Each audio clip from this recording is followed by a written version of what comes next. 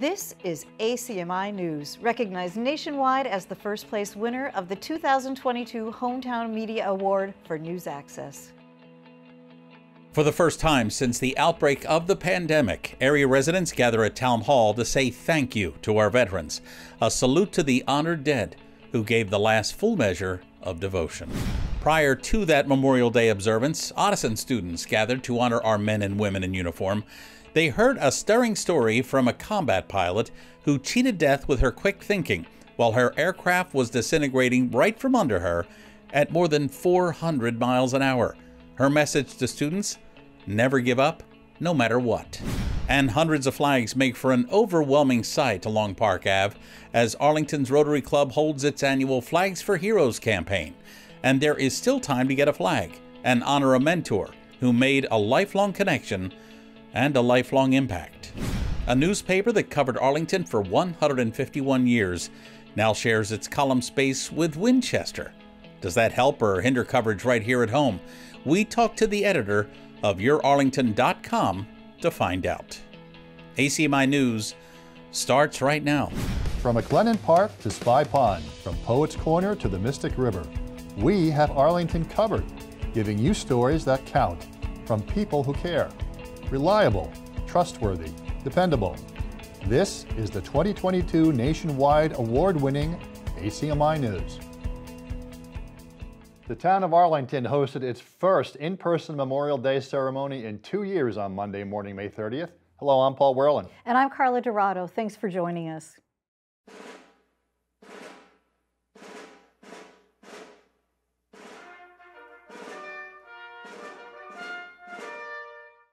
Arlington marked Memorial Day in so many ways this week. One was at Town Hall Memorial Day morning. This event, organized by the town's Veterans Council members, featured the honor guards from Arlington's police and fire departments, Brownie Troop 67309, and the Boston Skyline Chorus. It was a beautiful, sunny May day, the perfect backdrop to say thank you to our veterans who put on the uniform, put everything on the line, and never came home.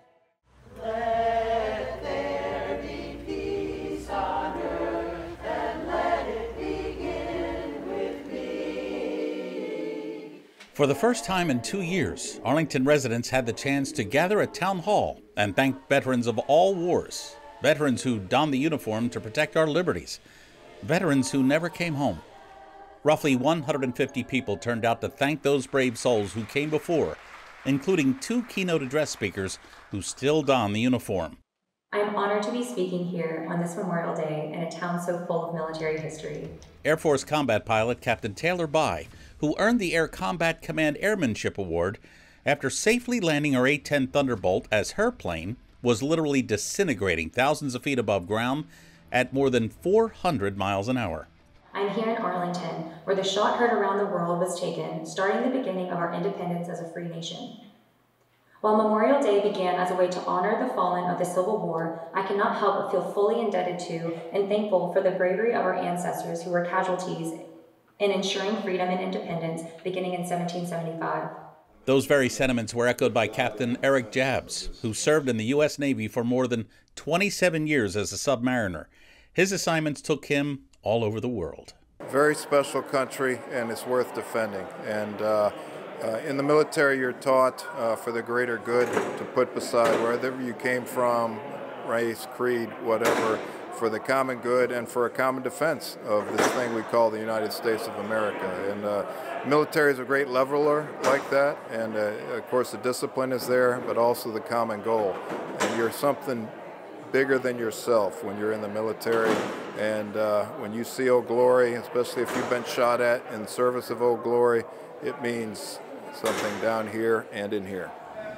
These grounds, incidentally, were prepared weeks before Memorial Day. Jeff Chunglo, Arlington's Director of Veteran Services, who also organized the Memorial Day event at Town Hall and also here at Mount Pleasant Cemetery, spent the latter part of April and most of the month of May blanketing this cemetery with nearly 6,000 U.S. flags on the graves of veterans in the Civil War, World War I, World War II, the Korean War, Vietnam War, both Iraq wars, Afghanistan, and any other hazardous theater in the world where freedom is threatened. Memorial Day, of course, is a day of reflection for not only Arlington, but a grateful nation. A day set aside to take time to pause and really comprehend the incredible selflessness that our veterans have sacrificed through the centuries. There's a very poignant maxim by an unknown author that best captures the emotions of this very special American day. Our flag does not fly because the wind moves it. It flies with the breath of each and every soldier who died protecting it. It's important for each generation to know what the prior generations have given. I hope to God that they never have to serve in a combative situation, but serving is a wonderful. Our guest speaker today is Taylor Bai. She's a young woman, she's a captain in the Air Force, and her story is truly awe-inspiring. Please hold our flags.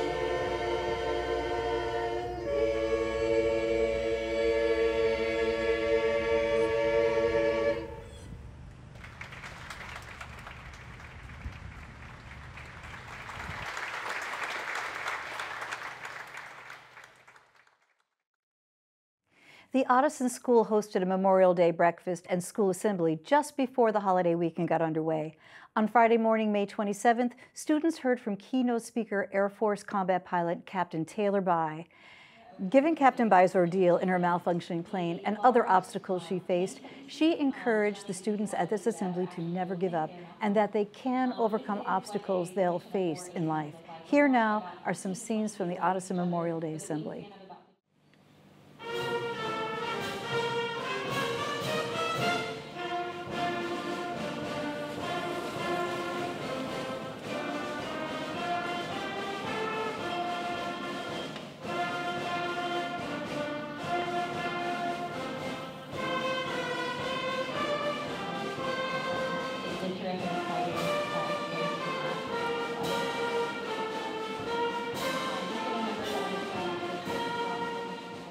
Here. If you have a spare moment to spend with these living pieces of history, this is truly a time that cannot be wasted. So thank you so much for having me here.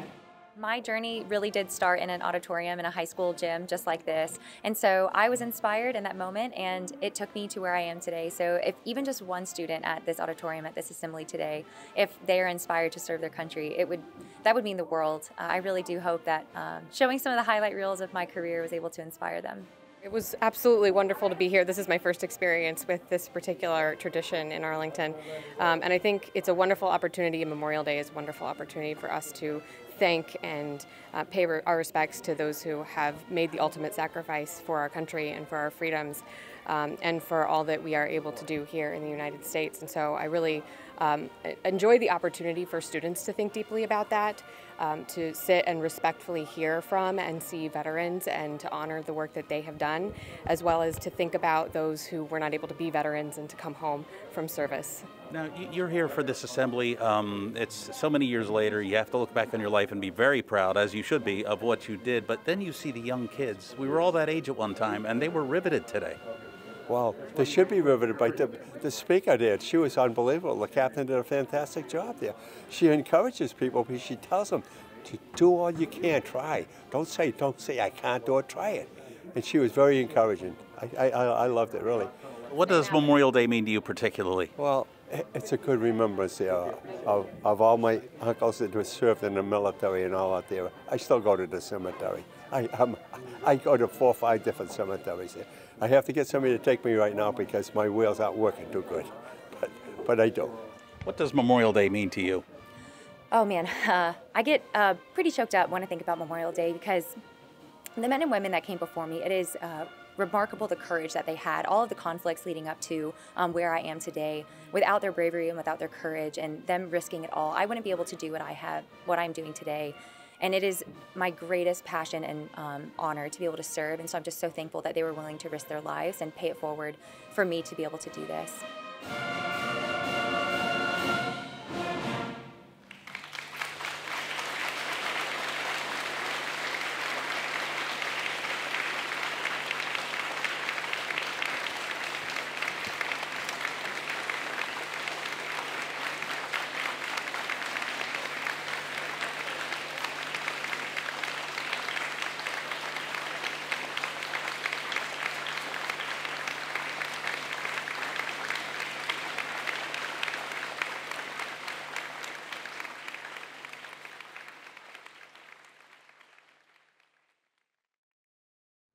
All veterans were encouraged to attend as Ottoson students honored our fallen veterans and all our past and present service members.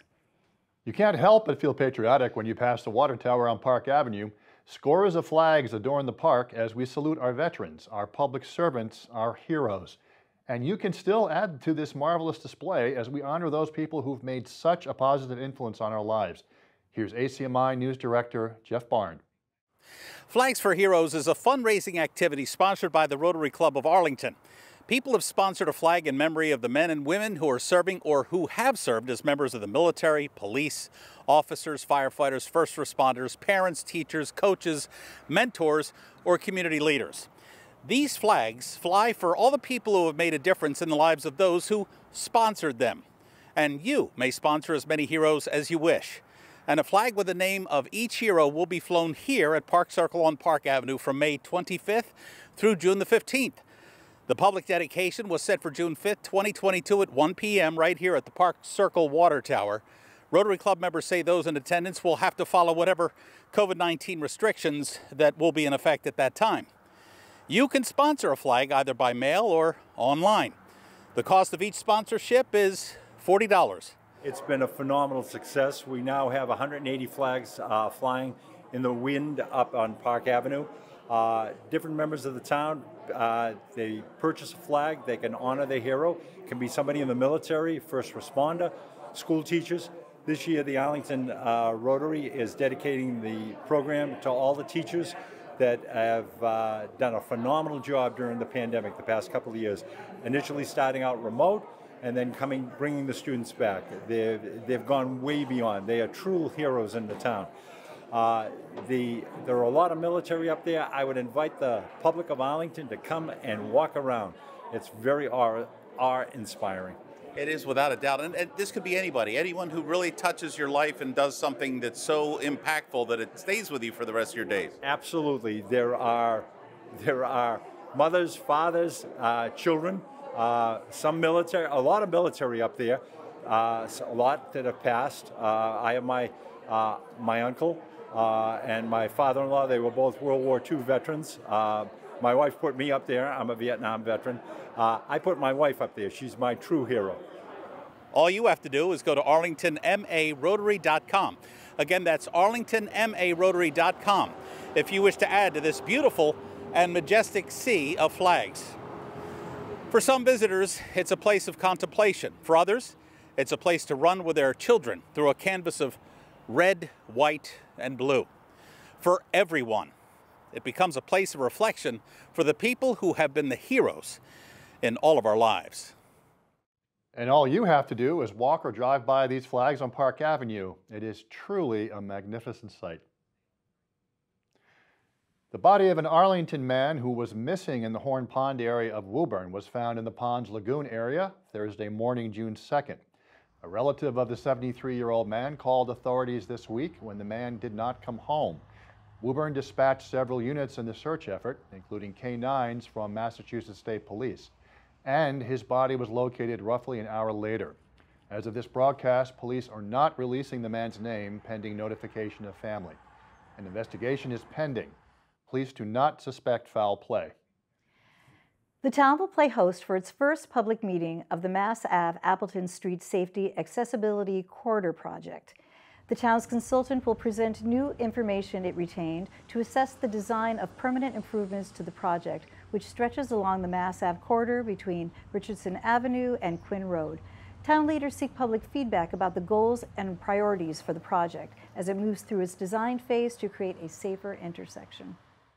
The Mass Ave and Appleton project is continuing to advance and proceed.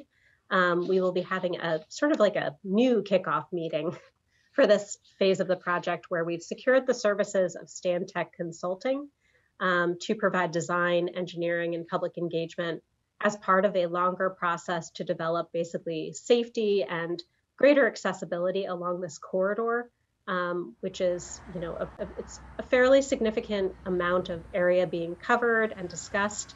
And so this meeting is occurring on June 14th. There's not a Zoom link. It is in person at the community center at 7 p.m. On June 14th. And so we we do hope that people will engage, particularly the people who are in and around that corridor.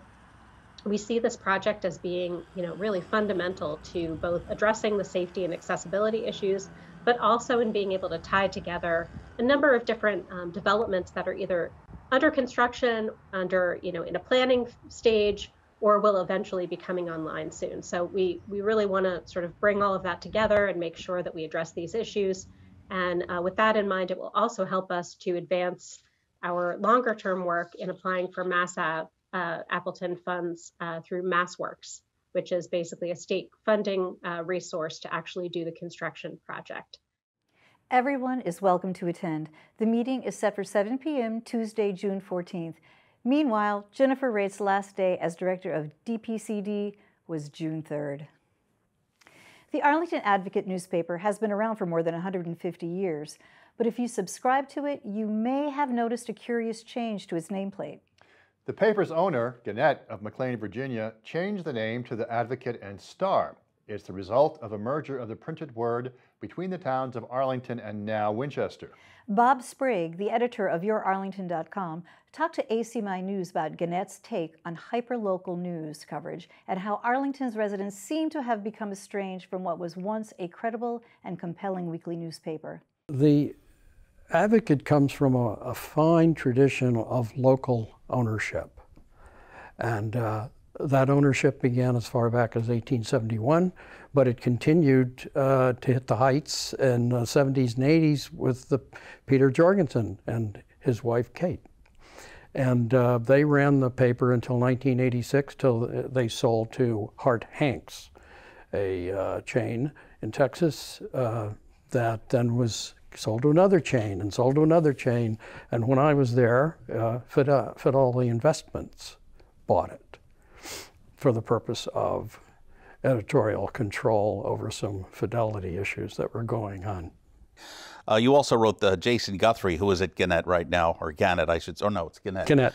The Vice President of Customer Service and Subscriptions, Jason Guthrie, we're talking about, describes the Advocate and Star, which came about just a few weeks ago.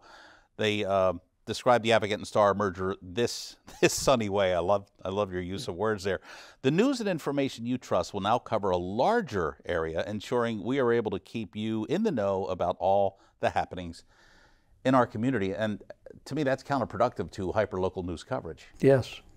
When I was at the Advocate, we were at 5 Water Street in the basement of the building that has medical offices now. We could just walk across the street to Robbins Library, to the town hall, and we were in touch with the community. The Advocate moved out of 5 Water Street to Woburn Four Corners in 1997, just 2 years after I was gone, and lost touch. Do you have any idea where the newsroom, if there is one, for the Arlington Advocate and Star is? It's nowhere near Arlington. That's a very good question. I'm afraid I can't keep track of it. At some times they were in Concord, sometimes they were in Lexington, sometimes in Needham, and I see an address now in Randolph. So I'm confused. It's pretty sad. What do people do in Arlington regarding legal notices? Legal notices by law are required to go to the newspaper of record, which is regarded as the Advocate. That's absurd. Yeah, I would imagine so, without a doubt. Now, you were in touch with a resident here in Arlington, and they sent you some snippets of what they were reading in the new paper that's bigger and better, according to Gannett. Nothing even to faintly suggest that town meeting even began in April. Nothing in the paper at all. Zero, nada, zilch, the empty set, goose egg. The level of climate proposals queried in infrastructure bill, which is, that's from the State House. And the third one, which intrigued me, because when I looked at it, I was kind of perplexed. I had to look at the headline, or at the front page, just to see if I was reading the right paper. Ever want to own a fun park? Carver's Edaville is on the market. Carver? Yeah, I'm not... Near Plymouth. Yeah. Well, that's not Arlington. No. It almost seems like Gannett is not looking at the small picture in this case and realizing Arlington depends on hearing what's going on in Arlington, not Edaville or nothing statewide unless it pertains to Arlington. To that point, we have a dedicated select board reporter, a dedicated school committee reporter, and in the last year and a half, a board that's never been covered before, the Arlington Housing Authority, because housing is a key issue right now, especially with town meeting. What can people do to keep this hyperlocal news coverage going nowadays? They can look at the donate button at the upper right-hand side of the site, and now at certain targeted stories that are well read and not covered at all in the Advocate. Every meeting of town meeting, for instance, this yes, 8 sessions. I've been reading that, and it's most informative because, as I said before, it peels back the layers. Have things changed for you with your Arlington now that it's in a nonprofit status and you're trying to get some underwriters? It's a lot of work, and it involves a board, and it involves reaching out to the community in a much different way. And so on that score, we will be looking for more board members, and we'd like anyone who's interested to reach out to me directly. All right. But there'll be an appeal coming. Where can people look for you on a website or a phone number, or what information can you get out? There's a row of links at the top. Contact is the easiest one to find. Right. I'm there. And you'll editor@yourarlington.com. All right. Sounds good. Is there anything you would like to add? Oh, well, I guess people from Edaville can also give you a little plug too. You know, there is a daily link at the top of the site, which often comes from CNN, that indicates there is a wider world out there, and yeah. I don't emphasize that too much, but it's there just to indicate Arlington's our focus, but there is a world out there. I was going to say, it doesn't have to be hyperlocal when it comes to underwriters. Do you want to add anything before we wrap this up? You know, I just appreciate the community I love. I've lived here since 1989. I'm not going anywhere. I love it here. I love Arlington, and all the people I've known over the years help make the site what it is, because we have a democracy problem in this country, and we need to be informed about what we're doing. When it comes to recycling in Arlington, the name has changed, but the service will remain relatively the same. In May, JRM Hauling and Recycling was acquired by Republic Services. Town Manager Adam Chapdelaine says services will stay on par for the most part, but when you take out your trash and recycling, you may have to tweak your schedule somewhat. We actually just learned yesterday and today that they're already rolling Republic trucks in Arlington to do the waste pickup. There should be no programmatic change for Arlingtonians. However, as these new trucks and to some degree new drivers are rolling, we just want to make sure people are putting out their trash as early as possible, hopefully by 7 a.m. We can't absolutely guarantee that people that used to have their trash picked up at 10 a.m. are still going to have it picked up at that time. So starting today and definitely tomorrow or next week, please get your trash out to the curb as soon as possible in the morning to make sure that it gets picked up.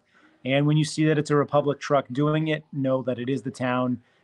Might very well be the same drivers who were working for JRM, but again, JRM was acquired by Republic and are now under contract to provide the same service and same programmatic offerings that JRM was providing to the town. For more information, just go to the town website, arlingtonma.gov. Again, that's arlingtonma.gov. Also, contact information for reaching Republic to report miscollections or other issues are the same. Just call 1-800-323-4285. Again, that's 1-800-323-4285. It's nearly time. Arlington's Park and Recreation Commission will be cutting the ribbon on the fully renovated Arlington Reservoir at a grand opening event just in time for the summer. This event is set for Saturday, June 18th, and will be held from 10 a.m. to 2 p.m. The community supported the Arlington Reservoir project through both capital and CPA funding over several years. The nearly $5 million in renovations include improvements to the mechanical system, concession stand, picnic pavilion, and much more. Town leaders say every recreational element at the reservoir received some form of improvement. ACMi will be there for the ribbon cutting. We hope to see you at the newly improved res. We are now way past the halfway point in Arlington's annual town meeting. Recently, town moderator Greg Christiana urged caution among town meeting members when using private messaging platforms. He stressed the focus of those in attendance should be on the public deliberation, not side conversations, and that anything shared on these platforms may be published out of context, and that reflects on the institution of the town meeting. Meantime, town meeting is still moving along. It's held virtually, convening every Monday and Wednesday, 8 p.m. to 11 p.m. until all articles are heard. ACMi is providing live coverage of the town meeting on the government channel, RCN 614, Verizon 26, and Comcast 22, and streaming live at acmi.tv/govlive. ACMi will also rebroadcast each week's sessions multiple times throughout the week. Stay with ACMi for the latest developments in Arlington Town Meeting 2022. That'll do it for this week's edition of ACMi News. Thanks for joining us. I'm Paul Werlin. And I'm Carla Dorado. Before we leave you, Arlington's International Film Festival celebrated the arts through music late last month, featuring Grammy Award-winning harpist Eduardo Betancourt, who played at the Town Tavern. Betancourt is a Venezuelan musician with 30 years experience in traditional and fusion Venezuelan music. Enjoy, and we'll see you next week.